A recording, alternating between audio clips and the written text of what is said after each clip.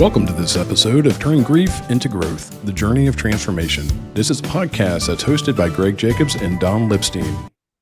Well, good morning, Don. How are you doing this morning?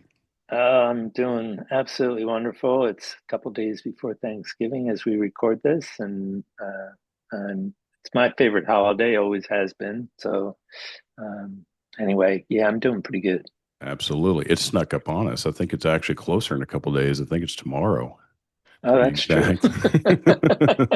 exact. Thank you're, you. you're in a And, you're in a different time zone. how about you, Greg? How are I'm you? I'm good. I am good. The whole rush of getting things ready before going to family and trying to get a beef brisket ready to smoke and all that good stuff. So, but I'm Mm. very happy and thankful for the season this year, and a lot to be thankful for. Well, we wanted to welcome. Wait, sorry, Yeah. you do brisket on Thanksgiving? Well, so here's the deal. I'm having my brother's family over on Saturday after Thanksgiving, so I have no idea what my wife's family is cooking on Thanksgiving. Okay. I'm under the impression and opinion that you can have beef brisket any day of the year and it's apropos and perfect. So I'm sure there'll be turkey on Thanksgiving. But All I've right. got a new smoker, and I'm embarrassed to say my wife bought me a really nice pellet smoker last Christmas, and I have not used it yet. And she Uh, threatened me with if I don't use it this Thanksgiving, then she's not buying me a Christmas present this year. well, So you need to smoke a turkey breast. I need to do Uh, that as well. I've used the air yeah, fryers on those, which are really good, but I need to do a turkey on there because I hear they're really moist. yeah, All yeah. right. Well, we're going to go ahead and start this episode of Turning Grief into Growth, the Journey of Transformation. Wanted to welcome all of our followers on here. We appreciate all that have followed and subscribed and downloaded on your favorite platform. So we're excited about that. We are going to be doing two episodes on our sons. So the first one is going to be really drilling down with Don on his son Josh, and we're going to call that Josh's story.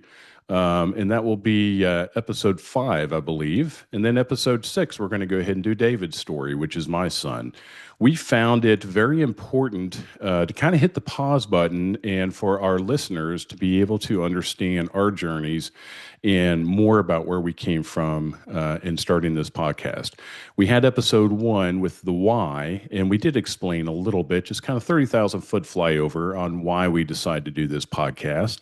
But I think that it's important to kind of drill down and just take an episode for each of us to share our stories. So, Don, I'm just going to go ahead and shut up and turn it over to you, and I'm going to let you talk about Josh.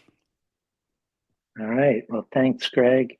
I uh, I guess I should start with he was born 3 weeks premature and his lungs weren't fully developed, so he spent the first 2 weeks of his life in the NICU. And I uh, was I felt absolute gratitude because he was with about 5 or 6 other babies, and he looked to be the healthiest one of all. And when I asked the nurse, there was one little baby that was just so tiny. I said, "Is that baby going to make it?" And she said, "Probably." So I was like, "Okay, well, Josh is going to be fine." Then he was born at like 5 pounds, so he was weight wise, he was fine. It was just his lungs were not fully developed, so they needed to help him breathe. Anyway, um, Josh was a really shy kid early on, uh, especially the first 4 years of his life. Um, and then his little brother came into his life, and I think he started to come out of his shyness a little bit, seeing that his brother was getting a lot of attention. He kind of relaxed, I think, and then his sister was born 2 years later, and uh, and she ruled the roost. So and They always do. he yeah. Uh, he gave her so much loving, and both of them, he loved them very much. But I think it helped him to come out of his shell. Uh, he loved sports. He was really good at baseball. He could throw a football with a spiral, one of those little Nerf footballs. Um, he could throw it like across the living room uh, with a spiral at 2 years old. Wow. Um, and I thought, okay, this kid's kind of special. He's going to be making some good money in the NFL.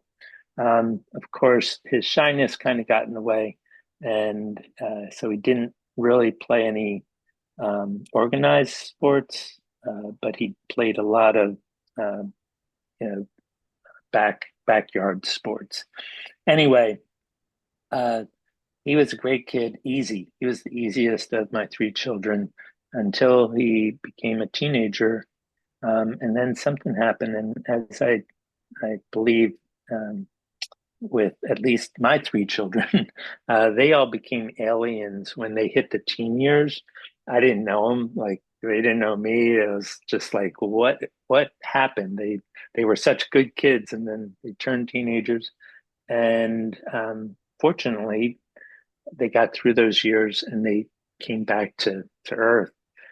So I feel grateful with that. But Joshua, he came out of his shyness probably at around the age of 13, 14. I mean, really like started showing signs. He had all kinds of friends and people. He was very popular in school. In fact, um, he called me one day at work, and he never called me. And I thought, oh, something's wrong. And he said, Dad, and this he was a senior in high school at the time. He said, Dad, you're never going to guess what I got voted for with the superlatives of of the yearbook. And I'm thinking, okay, Josh, it's not most successful because your grades sucked. Um, and it's probably not most athletic because you didn't play any sports. Best dressed, I kind of doubt. The only thing I can think of is best looking because you are good looking. Guess he takes And after his dad, right? oh, thanks, but I don't know about that. Anyway, um, he he said, "Dad, are you sitting down?" And I said, "Yeah." And he said, "Dad, I won Party Animal of the Year." And I just kind of fell apart. Mm. And this was his humor. He knew that I was going to not feel super great about that, but in a way, the fact that he came out of his shell was great. The way he came out of his shell was not so great, and he turned to alcohol first, um, and he truly, um, I don't know. He saw his mom struggle with alcohol, and I thought for sure that that would keep him away, but he got involved in it, and soon after, and I wasn't aware of this until later, but soon after he got involved with opioids and other drugs. So, alcohol was the gateway. Um, and he had a lot of friends that were also doing the same. His mother and I struggled with our marriage, and we got divorced when he was 16. And he was pretty pissed off at me for leaving. I just couldn't take it anymore, and so him and I had a kind of a falling out for about a year. We were estranged. He felt the need to be the like he took the lead of the house. I was very close. I was within 5 miles. I saw my kids every day. I called them, talked to them, uh, texted them. But Josh didn't want to really have anything to do with me for almost a year. Uh, and he blamed me for the breakup. And I can understand why. I moved out, um, but I did it to save myself from uh, a, a very toxic relationship. Anyway, um, he in high school he joined the JROTC. It was great. He was a freshman in high school when 9/11 happened, and like as soon as school reopened, he signed up for JROTC, and that was the one thing in uh, his school that he felt very comfortable with and that he really excelled at. So after when he graduated, he immediately signed up to join the Navy, and he went to boot camp in I think it was October or November of uh, of the year that he graduated from high school, which was, gosh, I have to think back, 2005, I believe it was. Um, anyway, uh, And just for note, he that was 12 years before David graduated from high school, just to put some perspective in there for our listeners. okay, thank you. So he uh, I honestly thought he was going to be a couch potato. The Navy is not a career that I would have chosen for him, um, but he chose it. It was his choice, um, and I was like, okay, let's see how he does. I'm not so sure he's going to be that great at it because he just didn't seem to have interest in even staying healthy. And remember, he was drinking, and I thought, are they even going to let him serve? He also smoked pot, and I remember him saying that he was going to quit before he got drug tested so that he could pass the drug test. Anyway, um, he got in, and he went to boot camp, and I was so proud of him when I saw him graduate boot camp. We flew out to Chicago and Great Lakes, and it was awesome. So I thought, okay, he's in the Navy. He's going to be safe. He's going to be on a ship somewhere, and I would think ships are safer than being in the Army or the Marines where you're on the ground. And Iraq and Afghanistan, we were at war, two wars with both in those countries. So, it was wartime, and I just thought he's going to be safe on a ship. Well, I guess, in basic training, he had an opportunity uh, to join the Riverines, which was a new unit. And actually, I think it was old back in Vietnam days, but it had been decommissioned and then recommissioned. Anyway, he was one of the first to volunteer to be a Riverine, which means he got to go to Iraq and serve in where there's danger. And Yeah. I'm like, oh, great, okay, this is my boy. He's thinking of serving his country, and I'm thinking of just protecting him and saving myself from the heartache of losing a child. Anyway, he uh, he went over. He did two deployments. He became a petty officer, second class, within his first 4 years of service. And I just couldn't be more proud of the kid. I just couldn't have been. He turned his life around, and he had a plan. He said, "Dad, I want to serve 20 years in the Navy, and uh, I want to get out and serve in the CIA or the FBI or Secret Service or some other way." He just wanted to serve his country, and I was like, That's fantastic, Josh. And I supported him. Like I said, I wasn't thrilled about him choosing that, but once he chose it and once I saw how passionate he was, then I became passionate and I supported him every step of the way.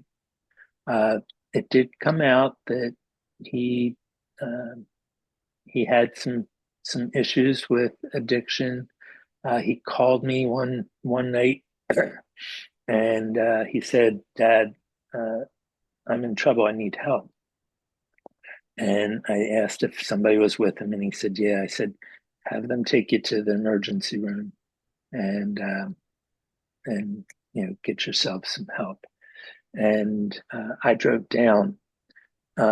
He was in Virginia Beach serving at Little Creek or Oceana. I'm sorry, he was serving at Oceana during that time. Uh, and he, which is in Virginia, Norfolk, Virginia area, Virginia Beach area. And I was living in Delaware at the time. So I drove down and he got into a detox and Navy. It was a Navy hospital, and they had a detox there. And I thought that's kind of strange. Like I didn't think they would have that, but they did. And obviously, he wasn't the only one Yeah. that struggled with that. So I was grateful that they had it. Um, he he got out of detox, and he had to wait before he could get put into a rehab facility, a 30-day treatment program. And um, and the Navy didn't want him doing anything. So he sat at home for a month. It was 30 days before anything opened up. And he started using again. Um, Did he I stay in the forget. Riverine unit during that time, or did they reassign him? Or No, he had they had reassigned him. He couldn't carry a weapon. Boy, I forgot to mention uh, he. Well, actually, yeah, he had a problem with his hearing. Um, so he had a um,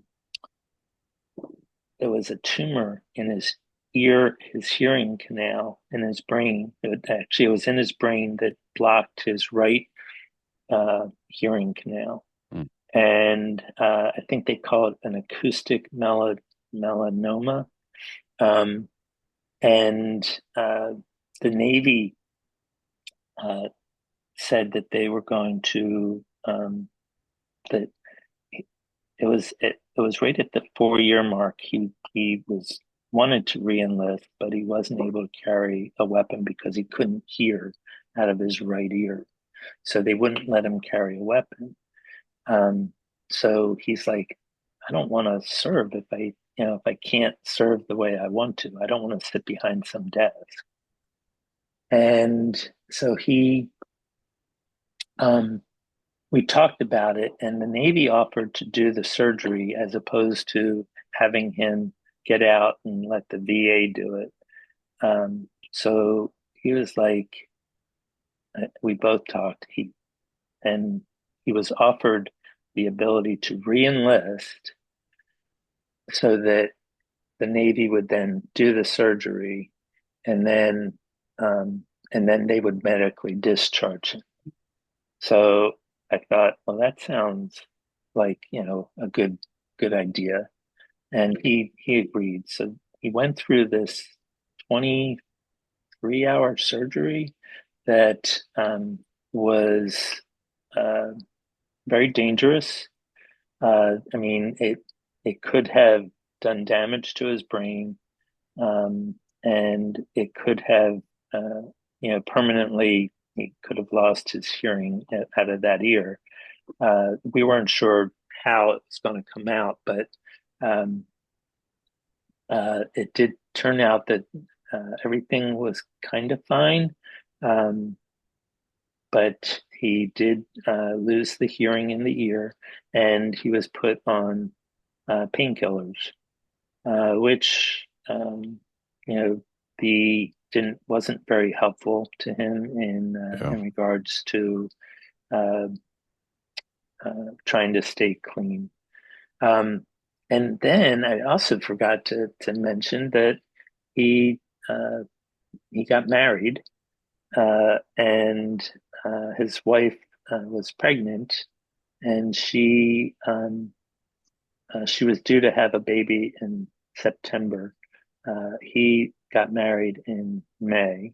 You can do the math, but they were living in Texas.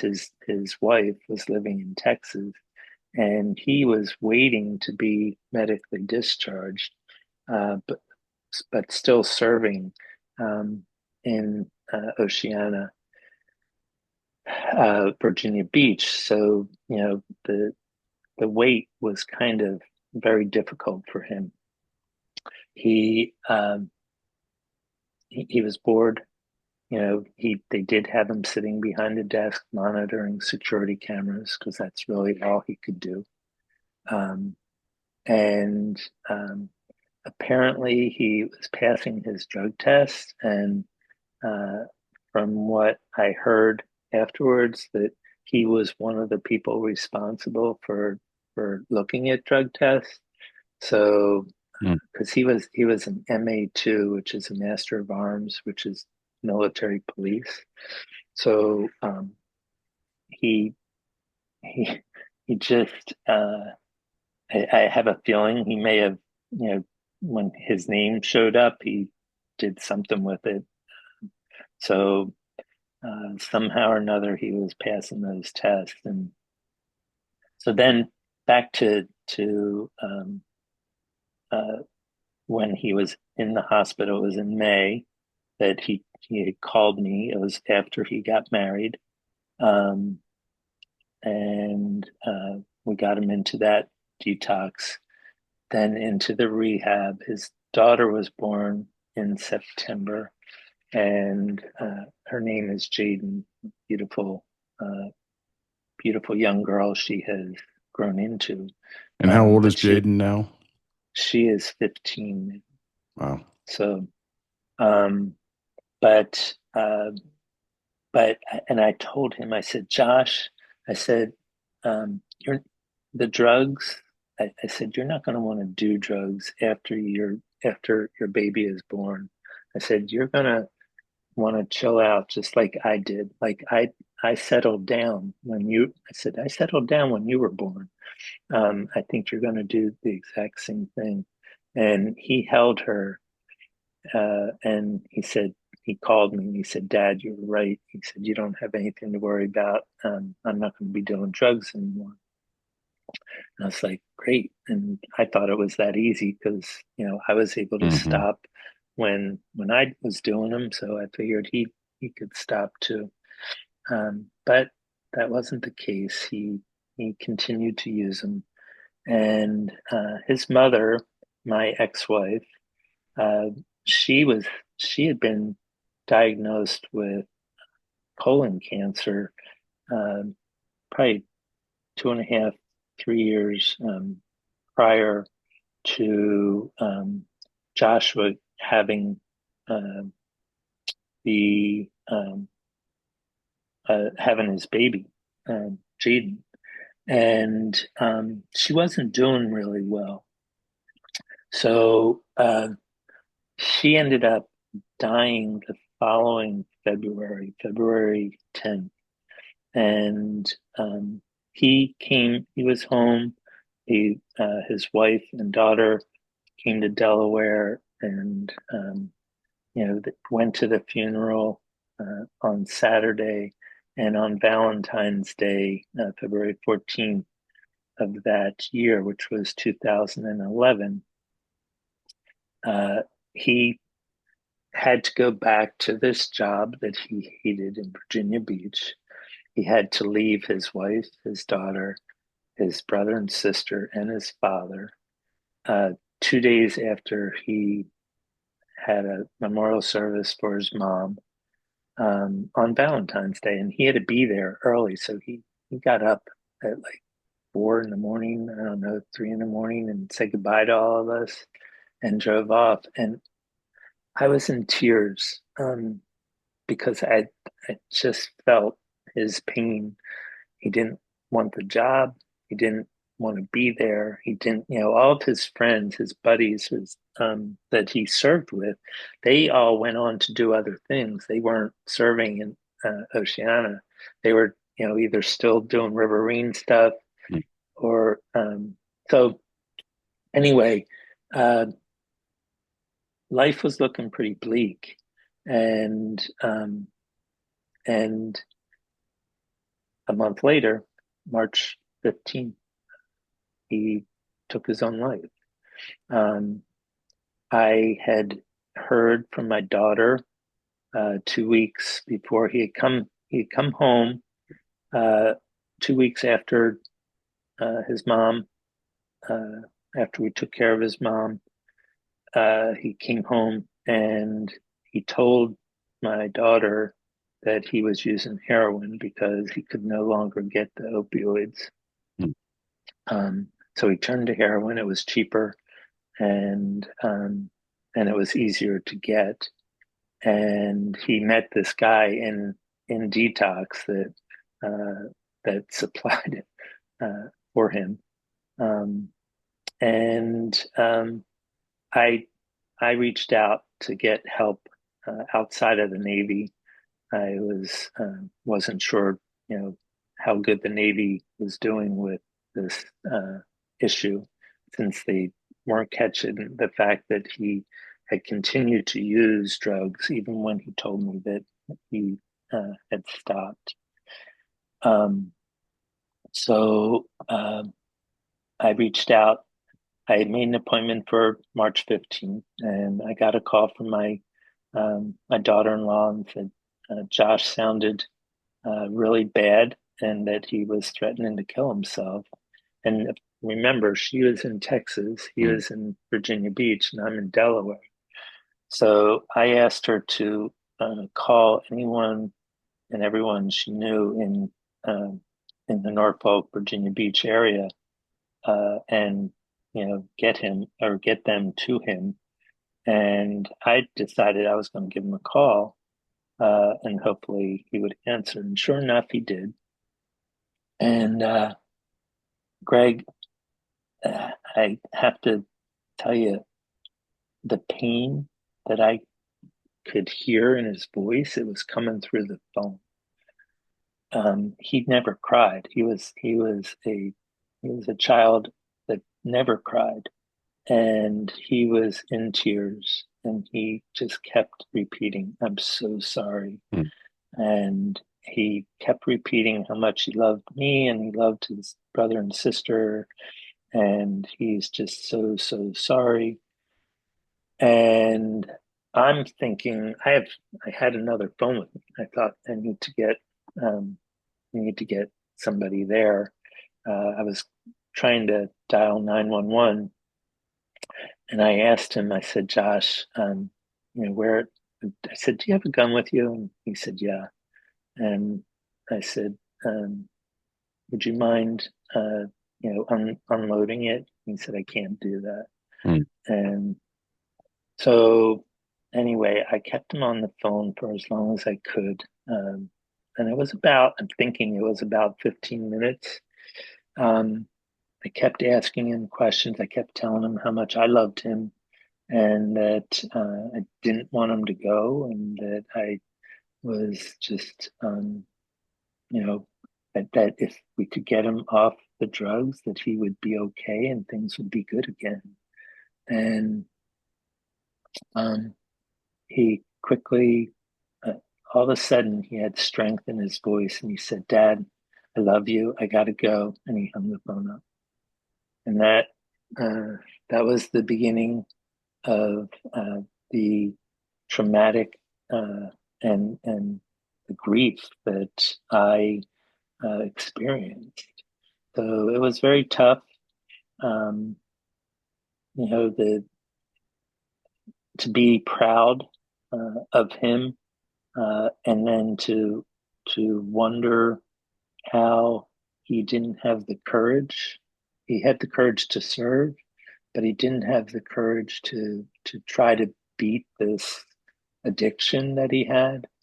Um, and he had a 6-month-old daughter at the time, and a wife, who they had some plans, uh, and it just kind of you know like my life blew up, but not only mine, so many other people. Um, so his friends, my children, uh, my daughter-in-law, and my granddaughter, and all of her family, everyone loved Josh. Like, everyone loved Josh, but he couldn't feel that love. Mm. He just couldn't do it. So that was the beginning of my complicated grief journey.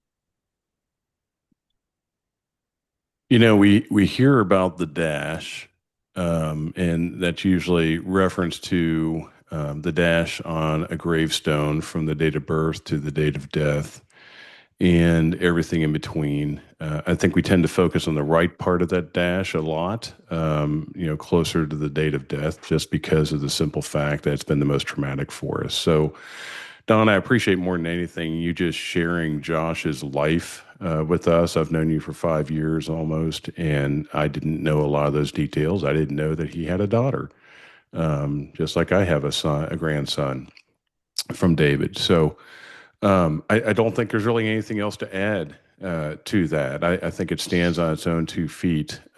So I can't thank you enough for being vulnerable, authentic. You and I are both so proud of our sons and honor their legacy. At the same time, I think that there's just a wall that needs to be broken down for people to see behind the scenes, what we've gone through and why we've gone through it, because there's so many out there, whether it's suicide, overdose, killed in action, loss of a spouse, sickness, cancer, whatever it might be. There's so many people grieving and all different reasons and styles. So thank you, Don, for sharing. Absolutely. Do you Thank have you. any last comments that you would like to add? Yes, I just, I feel silly for forgetting to mention in order, but that just goes to show how organic this really is. Yeah. Um, but one of the biggest, brightest moments of his life for me was when his daughter was born, my granddaughter, my oldest grandchild, and she is just a pride and joy. She is just like him in so many ways. And she only had, and not even really 6 months, she only had a very short period of time. He was there, for her birth. They were together one other time in Texas, I believe, if I remember correctly, around the holidays, um, and then for his mom's funeral.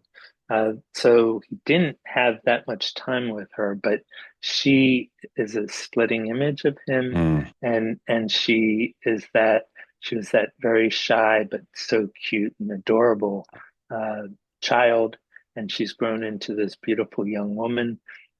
So uh, I'm I couldn't be any more proud of her, and I'm grateful that to Josh that he left her with us yeah, here. You know that he gave us a gift before he left, and she has been a gift to her mom and to her mom's family. I call them my Texas family, uh, and to my kids, me, and all my side of the family as well. So that's great. No, that's incredible. All right, folks. Well, we'll go ahead and wrap up this episode, and appreciate you listening. Thank you so much for taking time out of your day to listen.